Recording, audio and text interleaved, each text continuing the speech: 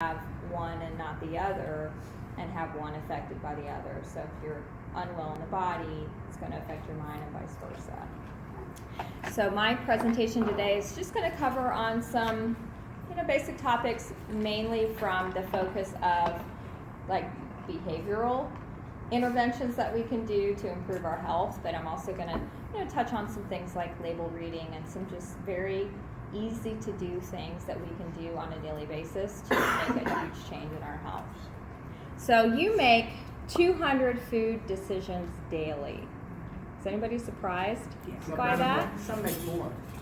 Exactly. So I'd say 200 more. That's the average. Does that seem high? Yeah. Yeah, So when I first high. read that, I was like, wow, that number really blew me away. And most of you were done with your food, but I'm going to do a little exercise if you're not, or you can borrow a blueberry from your neighbor. You're not going to be giving it back, though. I'm going to do a little exercise. So take a bite of something from your food. A blueberry, it doesn't matter, a bite of your sandwich. You want to want blueberries. You're going to need 2 blueberries for this exercise. I'll take 2 blueberries. So just take a bite of something. And raise your hand when you're done and you've swallowed.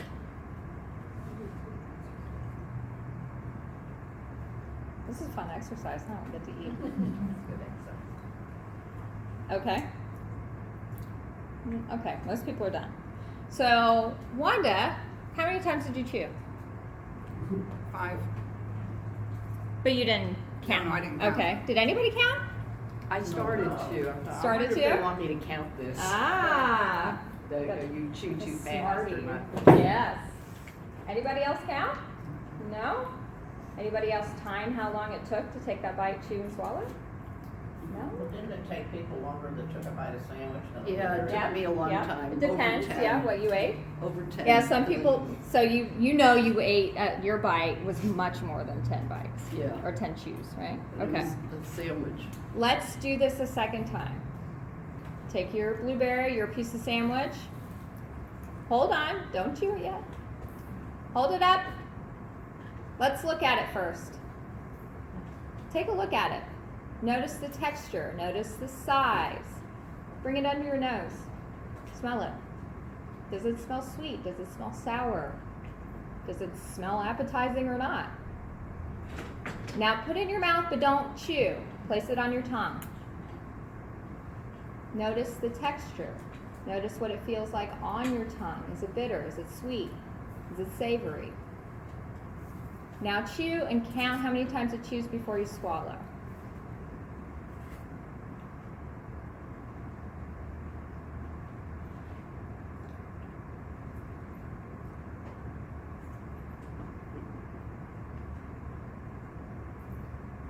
All right. Cheryl, did you count? Yes, How many? 15. 15. All right. Carol, did you count? 10. 10. All right. Gladys, did you count? 5. 5. Okay. 24. 24. Good. All right. 24. 24. Good. I like these high longer numbers. than Yeah. strawberry. Okay. So, what was the point? You're thinking. What was your experience? I saw a lot of kind of self-conscious chewing going on. Like, Did it make you think a little bit about what was in your mouth? Yeah. You were a lot more tuned in, right?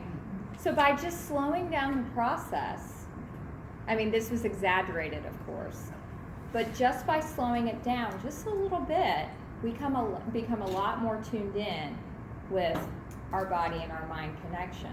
So I'm going to talk a lot about that connection and what gets in the way of those connections. Kind of like when you have a glass of wine, you slow. Ah, yes. Breathe. You enjoy, right? You don't just guzzle it down, right? There's a whole process there. Should be a process of enjoyment, right? I mean, you're eating anyway, you might as well enjoy it, right? Instead of just inhaling it and not tasting a thing, right? Enjoy it, slow it down. So the 200 decisions. This sounds like a lot, but we just broke down eating one simple bite of food into quite a few steps, right? We took about 4 or 5 steps in order for that to happen.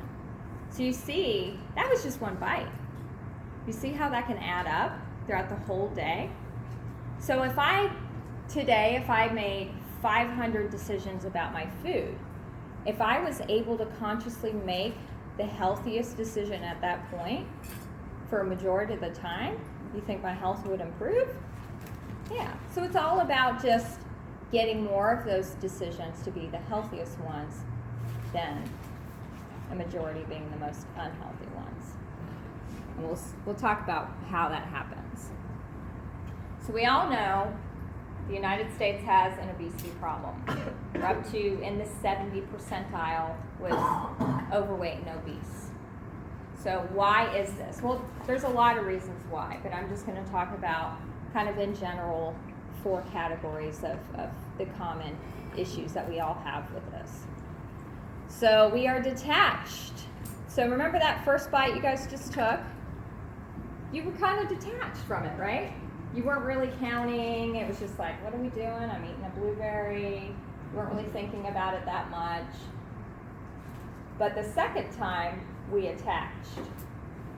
So I know we're all guilty of this. How many of you have sat down to a plate of food, or even like a box of cookies, Girl Scout cookies, or like my vice, a pint of ice cream, and you look down and you look up, and then you look down again and it's empty. And you really cannot recall eating that entire container of food. How many of you have done that? There's no shame, I'm doing it, I did it, I've done it. Why does that happen? How can you not remember eating that food? What gets in the way? This is participatory, guys. Well, sometimes you're doing it while you're doing something else. Exactly. Like watching So TV we're or watching working TV. or Yeah, we're talking to somebody. Maybe we're out to dinner with some friends or family. We're talking about things. How's your day? Blah blah blah blah blah. And then before you know it, your plate's empty, and you could barely recall what you just ate. Right? So we're very detached. We're the society of quick. Right? We go through drive-throughs. Starbucks has drive-through now. You know, everything is quick, convenient, and we do it nice and fast, and we do it while multitasking. You know, we're glued to our phones, and we're usually here doing our phone thing and eating away. So we're completely detached from the experience. The portion rut, we'll talk about this a lot later. The portion sizes. So you go into the convenience store to get a soda, you know, one of those. How many sizes do they have?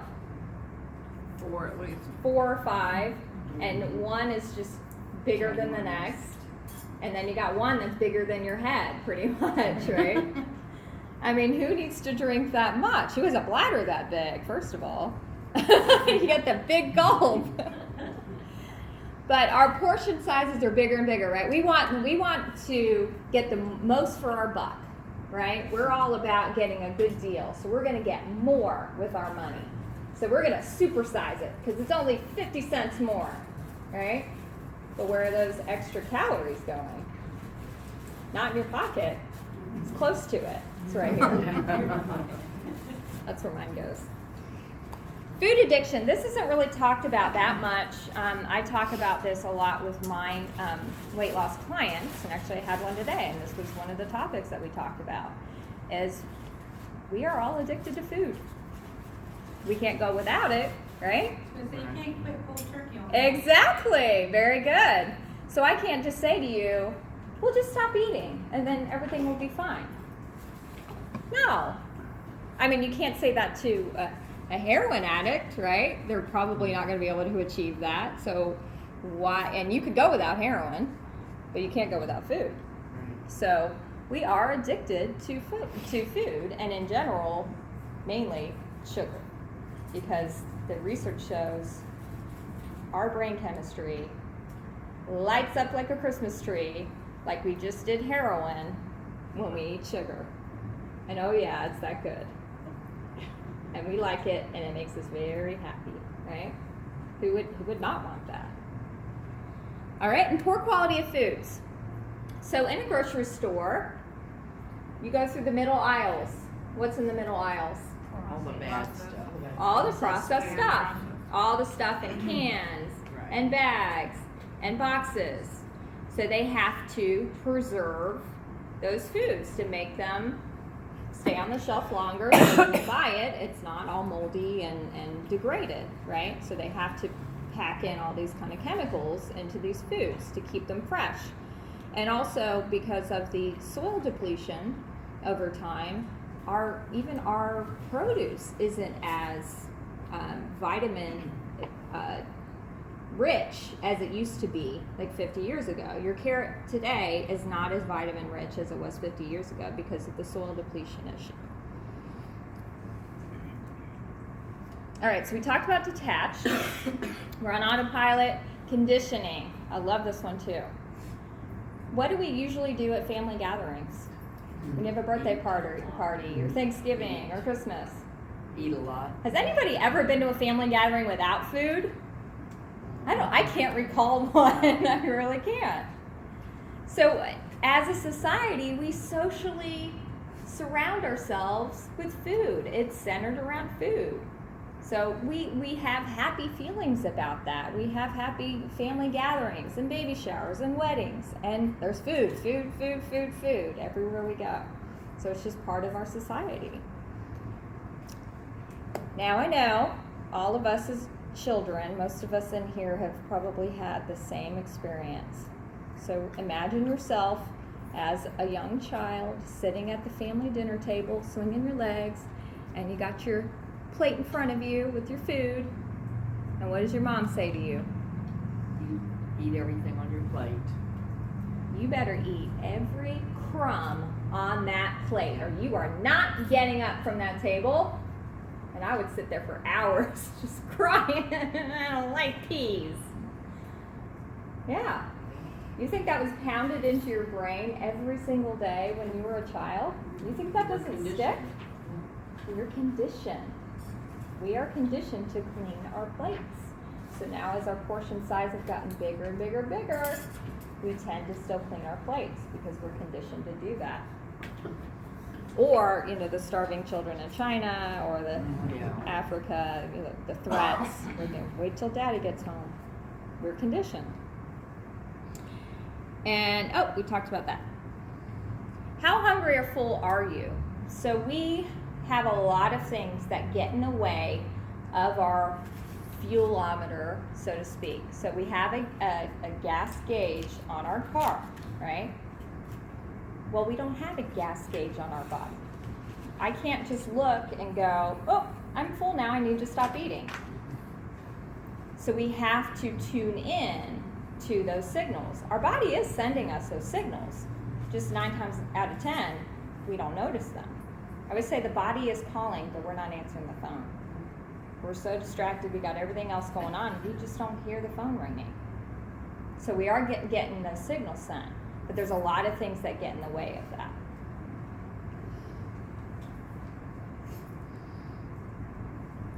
Here's one of the things. How many of you during a day drink either tea or coffee or soda pretty much from morning to night? Okay, be honest, no shame. So the chemicals, the caffeine, the chemicals in some of the, especially the processed sodas, diet sodas included, get in the way of those hunger signals. They actually suppress hunger.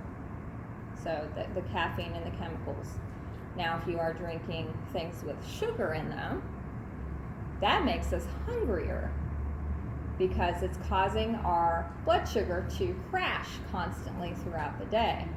So we got stuff in it that's making us not hungry, but then we got stuff in it that's making us hungry, and our body doesn't even know what to do. How are we supposed to pick up those mixed signals and figure out what to do? How many of you eat pretty much on the same clock every single day? Oh, it's 12 o'clock, it's time to eat. It's 8 o'clock, time to eat breakfast. Oh, 7 o'clock, time to eat dinner.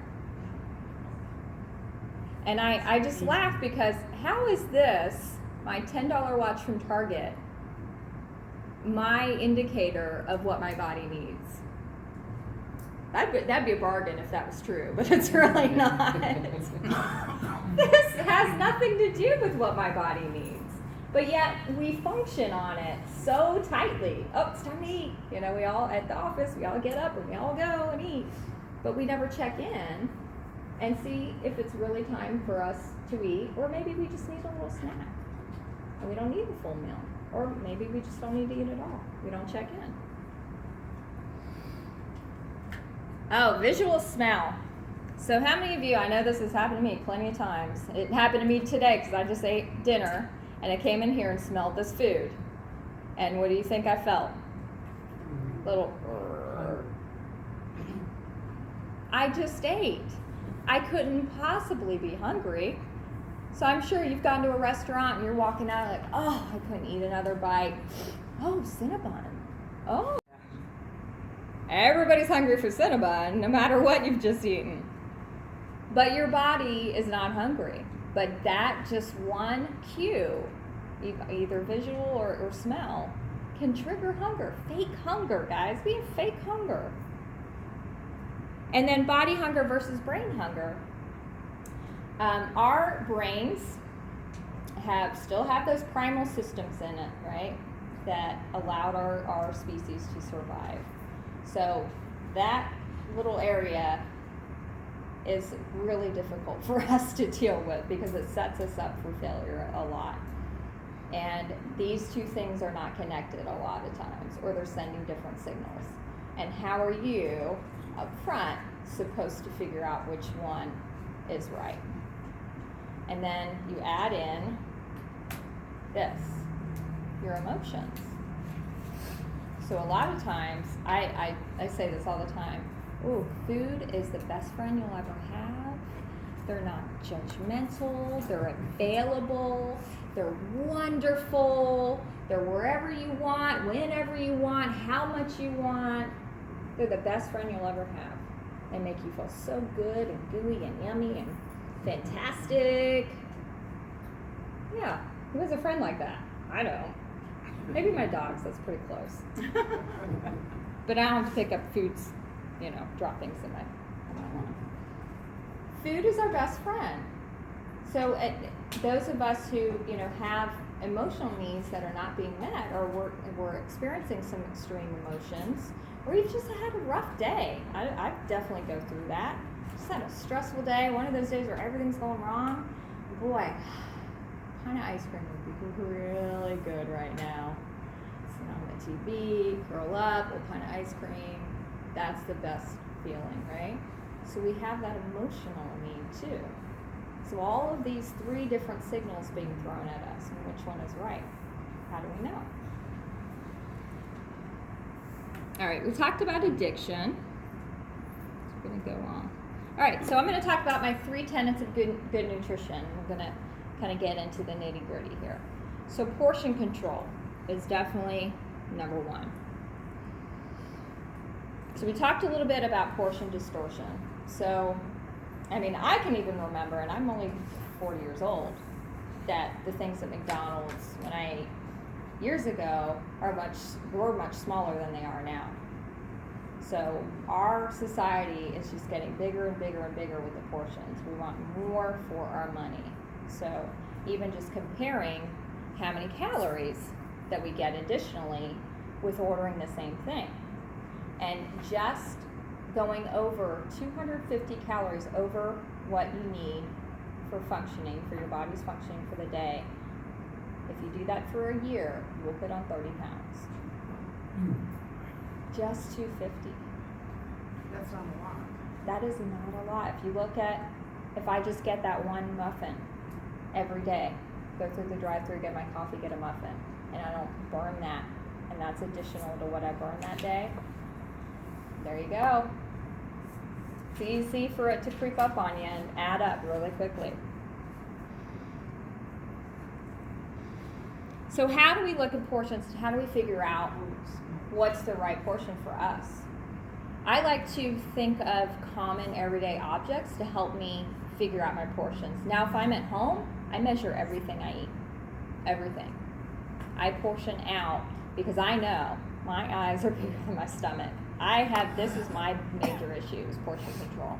So I have to really check myself. My eyes are always bigger than my stomach. So I measure when I'm at home, but if I'm eating out, then I use common household items to figure out the right portion for that food group. So playing card would be a protein. We all know the size of a playing card. Now, it's definitely not as big as that steak we get at Longhorn, is it? Oh no, even the smallest steak isn't that size. And let's see. The baked potato, little computer mouse. Baked potatoes now are, they're massive. They're probably twice that size, right? Oh, you're gonna be really mad about this one. Butter, a tablespoon, a die. Is that what they bring you at the restaurant? They bring you that big thing of butter, Right. and it's all salty and good.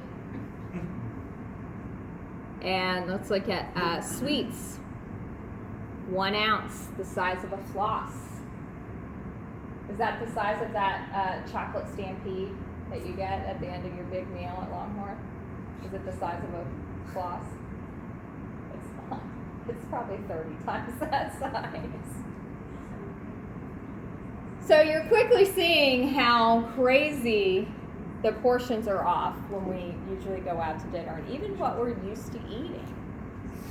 So I have a few tricks that I like to kind of trick myself into thinking that I'm eating a lot more. I don't use regular dinner plates.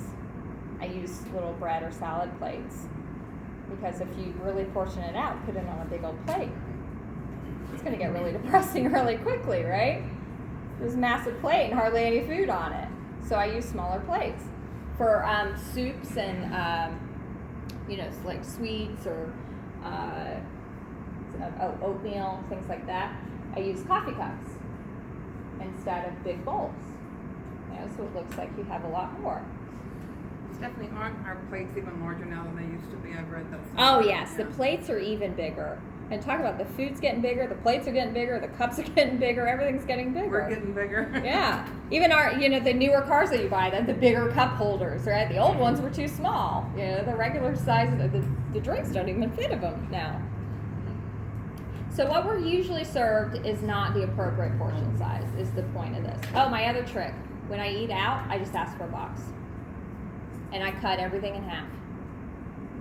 So that's also a very fiscally appropriate thing to do, because then you're getting 2 meals for 1. So you don't sit and inhale the whole thing.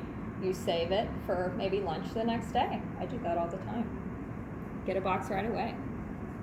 So what is an appropriate portion size? How do we figure that out? Because the serving size, there's no cookies, so I can't use that. There was cookies at lunch, and we looked at that. So if you get a prepackaged meal, like a cookie, what does it say? It says serving size, right? Serving size, 1 cookie. But the cookie's like this big. That's not a portion. So a lot of people get that mixed up. So I always try and throw that in there. It's just because it says it's a serving doesn't mean it's an appropriate portion. So there's a difference between the two. If your cookie is this big and a box of dental floss is this big, that's a portion right there. The second tenet is blood sugar steadiness. This is super important, and this brings that biological system that really gets in the way. So our blood sugar all day travels up and down, up and down. So we're going to talk about what happens. So when you eat, what happens to your blood sugar? Depends on what you eat. Depends on what you eat, but normally, even if you ate like a keto meal like I did for dinner, it went up, probably slightly. But if I ate a piece of cake for dinner, it'd be way up, right? But because carbs are such a simple molecule and they're burned very quickly, after it's burned or stored, we crash. And we usually go below the baseline where we need to be. So we end up, if you go too high, you're going too low. You're definitely going to go too low. But if we can stay here mostly, so we'd like a day to kind of stay in the middle and just have little ups and downs. We don't want a roller coaster. We don't want this to happen with our blood sugar all day. We want this, nice and steady. Why? Why is that important? Does anybody? Because otherwise the insulin will make you store your fat, store your calories. Exactly. That's that horrible thing right there. That's what it does to us. We are designed biologically to store fat. I don't care what pill tells you otherwise. That's the way our bodies are functioning. Every single one of us in this room, because we're humans. So that's how our ancestors survived, was the ability to store fat, because times of famine, times where we hunted and we couldn't find anything. So we needed to store energy, store fat. We have to reduce the metabolism to do that, right? So when we go here, our blood sugar drops, that little system goes, uh-oh, it's times of famine, we have to stop, we have to shut down the metabolism, store fat, store fat, store fat, store fat. So people who wait a long time between meals or eat a lot of sugars and have a lot of crashes, this is happening all day. The body goes into store fat mode. Sugar spikes. Did you know that our body is a sugar factory? Our body creates sugar. It breaks everything we eat down into glycogen. That's a fact. So Not just whatever, carbs, but everything? everything, even proteins and fat. Yep. Wow. Everything's broken down into glycogen. So we said glycogen is very easy to burn, right? Goes pretty quickly, poof. So the body doesn't need that much because it's fast. We're good. We don't need to burn a lot of energy to burn glycogen. So what happens to the rest of it? Stored as fat, because the body says, hey, we may need this later. We're going to store it, right? So when we get a lot of blood sugar spikes, when our body's overwhelmed with blood sugar, it goes, oh, we need to store some. I burned what I needed, I'm going to store the rest. And it just stays there. So that's why we want to stay right here. Because our body is saying, oh, okay, no emergency here, no spikes or lows. We're good, we can burn. We can burn pretty steady, no emergencies. So that's where we want to be. How do we do that? I like to do more frequent meals, smaller, more frequent meals throughout the day. So 5 to 6 times a day. Little smaller meals and making sure that you don't get those lows. I used to, when I first started this journey, I had an alarm on my phone for every 3 hours during the day to remind me to have a snack because I was so bad about this. And I'm hypoglycemic, so I was doubly messing with my body. So I would constantly have lows. So I just had to set an alarm to get into the habit. Now it's a habit of having a snack every once in a while. And it doesn't have to be a big, huge thing. It could just be a handful of nuts.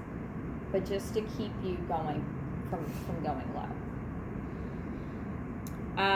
The sugars. So eating complex molecules that take energy to break down. So a fat molecule takes the most energy to break down into glycogen. Our body actually has to expend more energy to get what it's going to get from it. So it's a very efficient fuel source. So the old adage of fat is bad, it was a lie, guys. Isn't that horrible? I spent the whole 90s with that non-fat mindset. But when you take the fat out of food, what were they adding? Sugar. Sugar, because it didn't taste good. Nobody wanted to eat the low-fat stuff because it was gross. So this is when they started as a society, pumping sugar into our food. Because it was low fat. Remember those snack cakes? Mhm. Remember those? They were like all the rage back in the 90s. Packed with sugar, but they were low fat. I knew people who ate those all day. Oh, it's low fat. I'm on a low fat diet. And yet they were damaging their body with the sugar. Yes, ma'am. Are some sugars worse than others when you're talking about sugar? Oh, yes. Oh, yes. Refined sugars, bleached sugars, simple sugars. Those are the worst ones for you. Now, if I had this question too at lunch. If I were going to do sugar, I would do it in its purest form. So think of all food like that. If you're going to do it in its purest form. So an organic cane sugar would be like the purest form. Or just fruit. Just heard so many rumors about how bad fructose is, you know. Right, and fructose, yeah, that's processed, yeah. I mean, there's so many, I could do an entire presentation on just sugar, yeah. And I have, actually, I've done entire presentations on just sugar, because I have like lists of 100 names that the food industry has for sugar. And I mean, they are creative. They are really, and you don't know, because who knows what the heck that word means. Most of the time when I'm looking at stuff, I'm having to Google what the heck that is, because I don't know. And I do this for a living. They're coming up with new stuff every day. Oh, another word for sugar. They invented a new one. What about the sugar substitutes? That's another whole presentation. Again, in its purest form. So there are sugar substitutes that are from plants, like stevia, and truvia is another one. So if you're going to do it, I would do that. Agave. Agave is a plant, yeah. So if you're going to, again, thinking if it's in its purest form and not processed or not created in a lab like the sugar alcohols, then probably, if I'm going to do it, that's what I would do. The way that they make you gain weight is that they actually induce insulin release. And that, regardless yes, of exactly. And like anything, aspartame, stevia, truvia, you will still see a blood sugar reaction. So you're not going to have a null blood sugar reaction with any of those. Some are better than others. Truvia and stevia are one of the better ones as far as the glycemic index on that, the blood sugar reaction. Some are almost worse than regular bleached sugar. So, and you can get those lists online. You can just look up, glycemic index of sugar substitutes, and they'll tell you which ones have the least reaction for the body. Yeah, I could do a whole presentation on that. You found like I get really passionate about sugar. I get crazy. All right. Oh, and I love this saying. So, eat like a king for breakfast, lunch like a prince, dinner like a pauper. So if you're gonna still stick with the 3 meals because you just can't do the smaller, more frequent ones, and it's just impossible for you to do it like that. Eat more, front load the calories, and then taper off as you go along in the day. So you're more likely to eat less and not overeat and burn what you consumed. So you don't have an overage for the end of the day. Now, culturally, that's an interesting question. Yes. Because, for instance, in Spain, they don't eat breakfast. Mhm. They have coffee, Mm-hmm. and then they have this huge meal at 2 o'clock. Yep. And then they have, like, toasted an egg Yeah. at 10 p.m. Like a tea time, right. That is not making a whole lot of sense to me. Right. Well, there's a whole other, I've done tons and tons of research. So there's 2 schools of thought, and they both work very well. One is the fasting time eating, so having just one big meal, or only eating it like every 12 hours, that extreme. So that works very well too, because it comes down to science. You start burning ketones instead of glycogen. So your body flips a switch. So you actually start burning fat as fuel rather than glycogen. It's very hard to do. You do have to have fasting or very, very high fat diet, which is what I'm doing. What is fasting time? Fasting time is usually 12 hours, 10 to 12 hours. Yeah. Stephanie, you had a bullet on the former slide that said break that fast. What did you mean by that? Oh, eat breakfast. Oh, Yeah. So if you're not doing a 12-hour fasting, eat breakfast because it kickstarts the metabolism in the morning. The longer you go, the lower your sugar gets, and research shows the more likely you overeat later on in the day. So usually breakfast skippers eat more calories later in the day than breakfast eaters. Should you eat within a certain time after you wake up, or? I'd say within 1 or 2 hours. Yeah. You're going to have a spike anyway. If any of you have been diabetic or checked your sugars in the morning, they're usually higher, which is interesting because you fasted and you expect them to be low. But that's because your body has already entered into emergency mode, and it's starting to bring some of that stored glycogen out of your liver to help make up for that blood sugar. So you're going to see the spike because it's basically eating some of your liver, which is interesting. I can talk about this stuff all day. The body is amazing the way it works. It's so fascinating. And then the last part is eating nutrient-dense foods. So the perimeter of that grocery store is where we want to get 99% of our food. So think, if it's in its least processed form, this is the better choice for me. Yes, ma'am. You were suggesting on the former thing like a 12-hour fast over, from dinner to breakfast. Mm-hmm. I've read recently a lot of things are saying 12 to 14 hours. Do you have a strong opinion on that one way or the other? No, I mean, it's the whole point is to kind of trigger the ketones, and everybody's body is different. So you're going to feel it. You can play around with it, and you're going to feel it. For somebody like me, I'm hypoglycemic. So if I have had more carbs in the previous day, I'm going to have a low, and I'm going to be in a bad zone going that long. But if I've managed it, so everybody's different. You got to just kind of play around with what works for you. Yeah. Nutrient dense. So if you can get all your food from around the perimeter, what's in the perimeter? Cheeses, produce. Cheese, dairy, meat, produce, right? Yeah, all the kind of whole, less processed stuff. Now I know Also the bakery is deli. there too. All right, you can get some whole wheat bread. Actually, beer too is on Just the smell front. it. The Just smell cupcakes. as you walk past. That's what But I watch out for tricks, and I do grocery store trips with some of my clients, and I was telling the previous class one story. I took a mom, and she wanted me to help her make better, healthier choices for her kids, especially one in particular was having a lot of behavioral issues, and within 20-30 minutes she was in tears because she had been duped for these tricks. She fell for every single one. She thought if it said organic that it was healthy or gluten-free. So if it made some claim on the front, she felt good about getting it, and it 9 times out of 10 was not the best choice for that category of food. So watch out for tricks because they're coming up with new ones every single day.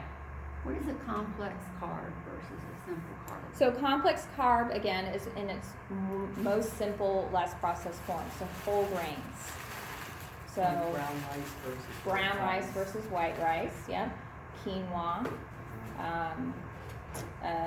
like a bread, you would want a whole wheat or whole grain bread versus a white bread, yeah. But not honey wheat bread. Well, yes, I would prefer wheat versus honey wheat, but honey isn't that bad. But when it says honey wheat, it has to say 100% whole wheat. Yes, It doesn't say whole wheat. there you It go. doesn't, it's not. That's another one of those All bread's tricks. made Yep. out of wheat. So it'll say wheat bread, but it may just have a little wheat in it. It may not be 100% No, it'll wheat. be wheat, but it'll be the processed wheat, Right. not the one with the brand. Right, exactly. And then on top of that, it's a GMO. Well, and so here there was a question about GMO earlier. Genetically modified, I never remember the O. Organism? I don't know. Something like that. So this means that it's the seed has been changed. Organism, maybe. Organism, yes. The seed has been changed in a lab to make it more insect resistant or bigger or To grow fast. grow faster. Yeah. So the jury's still out about whether or not this is an issue and that it would negatively affect us. I don't care one way or the other, but here's the warning I give about that. Just because it says non-GMO doesn't mean it's healthy. There is no non-GMO wheat. There is no wheat. Right, there is no wheat No now that's original non-GMO. wheat. Yeah. It's Yeah. all altered. And that's happening with more and more plants as again we talked about soil depletion, and it's becoming more and more of an issue. Yeah, the gluten-free thing. That's another one. That duped us, right? Must be healthy. It's gluten-free, right? I can eat all the cake I want. It's gluten-free. No, it may have 50 grams of sugar in it, but it's gluten-free. So just watch that. The vegetarian or the vegan, however they're barking eggs, that always gets me. I know it's what they've fed the chickens, but still, it's like such a. Yeah, exactly. And the antibiotics, I think, that they put in a lot of the animals are coming back to us. Yeah, yeah. Well, you see that in the children. Yeah. So the bottom line is, and what I learned the hard way was, you can't out-train crappy diet. You just can't. Research shows, and this blew my mind when I read it. Does anybody have a Fitbit or one of those calorie counting? I do. Your Fitbit is lying to you. It's a big liar. So it claims a lot higher calorie expenditure than what is actually happening. So I just want to warn you about that. Again, this is that system working against us. Our body is all about storing energy. Even if you do an extreme exercise, high intensity interval, insanity like I do, lots of jumps and burpees, you're really only burning about 250 calories. That's not that much. Remember So that what's the picture point? of that muffin? 290 calories. So people think that they're burning a lot more with their working out, and they rely on that. I did it. I was totally guilty of this for years and years and years. And the research shows, even if you're a couch potato and you do no exercise whatsoever, you only burn on average about 280 calories less than somebody who's super fit and active like me.